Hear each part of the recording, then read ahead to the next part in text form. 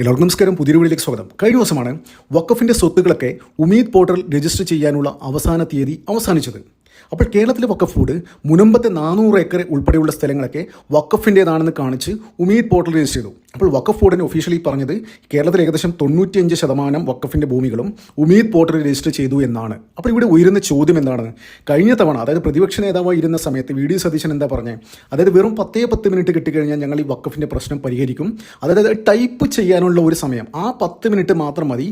ആ ടൈപ്പ് ചെയ്യാനുള്ള 10 മിനിറ്റ് കിട്ടിക്കഴിഞ്ഞാൽ ഞങ്ങൾ വഖഫിൻ്റെ പ്രശ്നം തീർക്കും എന്നാണ് പ്രതിപക്ഷ നേതാവായിരുന്ന വി ഡി സതീശൻ പറഞ്ഞത്. അപ്പോൾ അതേ പ്രതിപക്ഷ നേതാവായ വി ഡി സതീശൻ ഇപ്പോൾ മുഖ്യമന്ത്രിയാണ്, ഒരക്ഷരം മിണ്ടുന്നില്ല. അത് ഇപ്പോഴും കഴിഞ്ഞ ദിവസം വഖഫിൻ്റെ ചെയർമാൻ സലാം എന്താ പറഞ്ഞത്?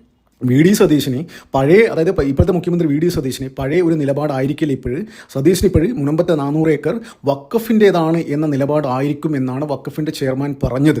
അപ്പോൾ ഇവിടെ ഉയരുന്ന വലിയൊരു ചോദ്യം എന്താണെന്ന് വെച്ച് കഴിഞ്ഞാൽ, അതായത് ഇവിടെ ഇലക്ഷൻ്റെ സമയത്ത് വലിയ രീതിയിലുള്ള BJP ഇവിടെ വലിയ രീതിയിൽ ക്യാമ്പയിൻ നടത്തിയെന്ന് വെച്ചാൽ കേന്ദ്ര മന്ത്രിമാരായ കിരൺ റിജു അങ്ങനെയുള്ള ഉൾപ്പെടെയുള്ള ആൾക്കാർ ഇവിടെ വന്നിട്ട് അവിടുത്തെ ആൾക്കാർക്ക് വലിയൊരു പ്രോമിസ് കൊടുത്തിരുന്നു, ഒരു കാരണവശാലും നിങ്ങൾക്ക് പുറത്തിറങ്ങേണ്ടി വരില്ല എന്ന്. പക്ഷേ സതീശനും അവിടുത്തെ ഈ ഇലക്ഷൻ്റെ സമയമാകുമ്പോൾ സതീശനും അവിടുത്തെ സഭാധ്യക്ഷന്മാരും പള്ളിയിലച്ചന്മാരൊക്കെ ചേർന്നിട്ട് BJPക്ക് നല്ല പണി കൊടുത്തു. ഇനി BJP ഒഫീഷ്യൽ തന്നെ കെ സുരേന്ദ്രൻ എന്താ പറഞ്ഞത്? ഇനി ഞങ്ങൾ സതീശിനെ പരിഹരിക്കാൻ പറ്റില്ലെങ്കിൽ മാത്രമേ BJP ഇടപെടൂ എന്നാണ് പറഞ്ഞിരിക്കുന്നത്. അത് നല്ല കാര്യമാണ്. BJP തേച്ച ഒരു ജനതയ്ക്ക് അങ്ങനെ വലിയ രീതിയിലുള്ള ഒരു ഇത് കൊടുക്കേണ്ട ആവശ്യം ഇപ്പോഴത്തെ നിലവിലെ സാഹചര്യത്തിലില്ല. അപ്പോൾ എന്ത് തന്നെയാലും ഈ മുനമ്പത്ത് 400 ഏക്കറുമായി ബന്ധപ്പെട്ട് വലിയ രീതിയിലുള്ള പരിപാടികളാണ് അണിയറയിൽ ഒരുങ്ങിക്കൊണ്ടിരിക്കുന്നത്. എന്താണെന്ന് വെച്ച് കഴിഞ്ഞാൽ ഈ 400 ഏക്കർ ഭൂമിയിൽ നിന്ന് എന്തായാലും ഇവിടെ ഇറങ്ങേണ്ടി വരും എന്നുള്ള കാര്യത്തിൽ ഒരു സംശയമില്ല. അതായത് ഇറങ്ങേണ്ടി വന്നു കഴിഞ്ഞാൽ സതീശൻ എന്താണ് പ്ലാൻ ചെയ്യുന്നത് അറിയാം?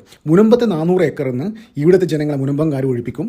എന്നിട്ട് അതിനെ കോമ്പൻസേറ്റ് ചെയ്യാൻ വേണ്ടിയിട്ട് കാസർഗോഡ് ഏകദേശം ഒരു 450 ഏക്കർ ഭൂമി, തരിശ് ഭൂമി ഇവർക്കായി മാറ്റിവെക്കും. ഈ ഇവിടുന്ന് കുടിയിറക്കപ്പെടുന്ന ആൾക്കാരെ അവിടെ കുടിയിരുത്തും എന്നാണ് ഒരു ഡീല് കേരളത്തിലെ വഖഫ് ബോർഡും സതീശനുമായിട്ടുള്ള ഡീൽ അതാണ്. അപ്പോൾ അതാണ്, അത്രയും കോൺഫിഡൻസ് കൊണ്ടാണ് വഖഫിൻ്റെ ആൾക്കാർ ഉമീദ് പോർട്ടൽ രജിസ്റ്റർ ചെയ്തത്.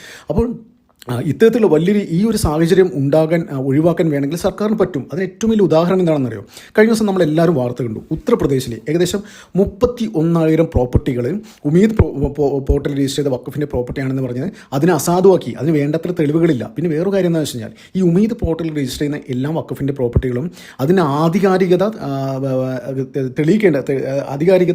അത് എല്ലാ ഡോക്യുമെൻറ്റ്സും വെച്ച് വെരിഫൈ ചെയ്യേണ്ടത് അതായത് സംസ്ഥാന സർക്കാരുകളാണ്. അപ്പോൾ അതുകൊണ്ടാണ് ഉത്തർപ്രദേശിൽ 31,000 പ്രോപ്പർട്ടികൾ ഉമീദ് പോർട്ടലിൽ നിന്ന് ഒഴിവാക്കിയത്. വഖഫിൻ്റേതല്ല. അതിന് അവർക്ക് തെളിയിക്കാൻ പറ്റിയ അതിന് വേണ്ട രേഖകളൊന്നും അവരുടെ പക്കലുണ്ടായിരുന്നില്ല. അപ്പോൾ സമാനമായ സാഹചര്യം കേരളത്തിലും നിലവിലുണ്ട്. ഈ മുനമ്പത്തെ സംബന്ധിച്ചിടത്തോളം മുനമ്പത്തെ 400 ഏക്കർ ഭൂമി വഖഫിൻ്റേതെന്ന് കാണിക്കാൻ വേണ്ടത്ര തെളിവുകൾ ഇപ്പോഴും വഖഫ് ബോർഡിൻ്റെ കയ്യിലില്ല എന്നാണ് വിവരം. അപ്പോൾ ഇവിടുത്തെ സംസ്ഥാന സർക്കാർ എന്ത് ചെയ്യാം? അത് സ്ക്രൂട്ടനൈസ് ചെയ്തിട്ട് അത് സർക്കാരിൻ്റെ, അതായത് ഇത് വഖഫിൻ്റേതല്ല എന്ന് കാണിച്ച നോട്ടിഫിക്കേഷൻ ഇറക്കിയാൽ മതി. ബാക്കി കാര്യങ്ങളൊക്കെ കേന്ദ്ര സർക്കാർ ഇത്തരം കാര്യങ്ങൾ ചെയ്തോളും.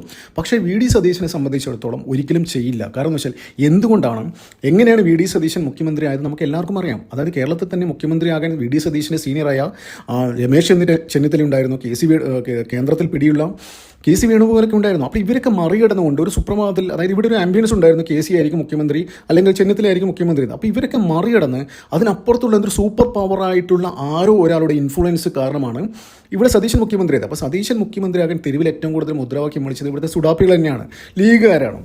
അപ്പോൾ ആ സതീശനെ മുഖ്യമന്ത്രി എന്തുകൊണ്ടാക്കിയതെന്ന് ആദ്യത്തെ 10-15 ദിവസങ്ങളിൽ തന്നെ നമുക്ക് മനസ്സിലായില്ലേ. ഇത് ഹണിമൂൺ പീരീഡ് പോലും ആഘോഷിക്കാൻ പറ്റാത്ത അവസ്ഥയിലാണ് സതീശൻ സർക്കാർ. അപ്പോൾ ലീഗിൻ്റെ അപ്രമാദിത്വം, ലീഗാണ് പ്രഷറൈസ് ചെയ്തിട്ട് രാഹുൽ ഗാന്ധി ഭീഷണിപ്പെടുത്തിയിട്ട്, ഹൈക്കമാൻഡിനെ ഭീഷണിപ്പെടുത്തിയിട്ട് ഈ സതീശനെ മുഖ്യമന്ത്രിയാക്കിയത്. അതെന്താണ് അവർ പറഞ്ഞത്?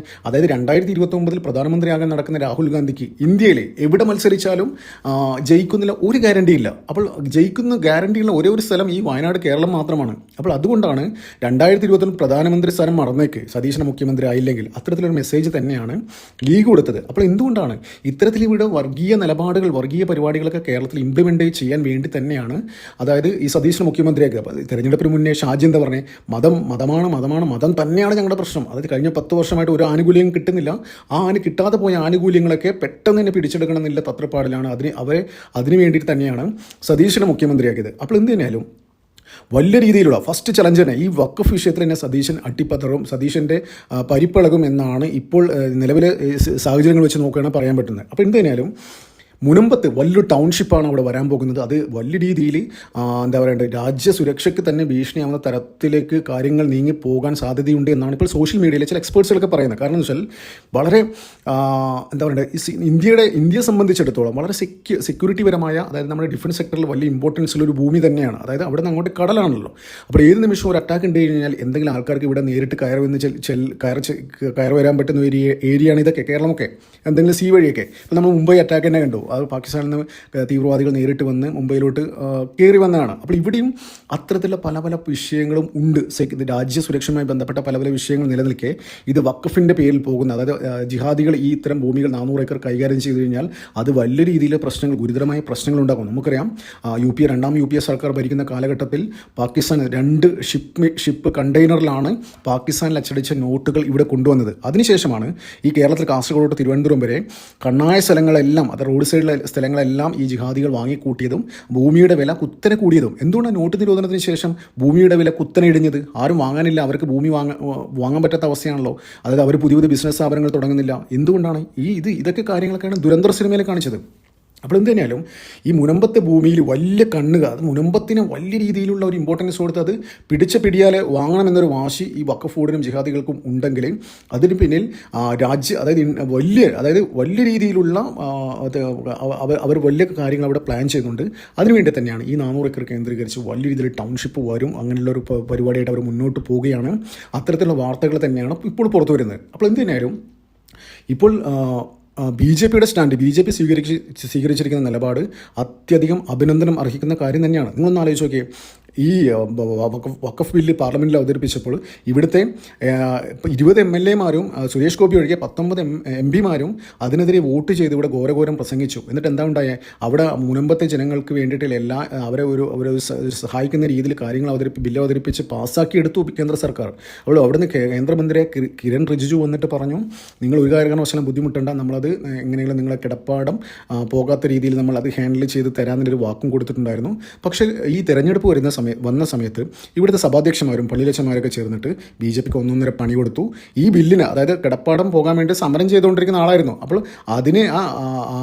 അതിന് എതിരായിട്ട് നിന്ന ആൾക്കാരാണ് കോൺഗ്രസ്സുകാരും CPM-മാരും. അതേ കോൺഗ്രസ്സുകാരെ വൺ മാർജിനിലാണ് മുനമ്പത്തെ ജനങ്ങൾ ജയിപ്പിച്ചു വിട്ടത്. അപ്പോൾ അതുകൊണ്ട് BJP ഇനിയുണ്ടല്ലോ, തൽക്കാലം VD സതീശൻ പറഞ്ഞ 10 മിനിറ്റ് കൊണ്ട് പ്രശ്നം പരിഹരിക്കാൻ പറ്റിയില്ലെങ്കിൽ ഞങ്ങൾ ഇടപെടാം എന്നാണ് കഴിഞ്ഞ ദിവസം K സുരേന്ദ്രനടക്കം പറഞ്ഞത്. അപ്പോൾ നമുക്ക് വെയിറ്റ് ചെയ്യാം.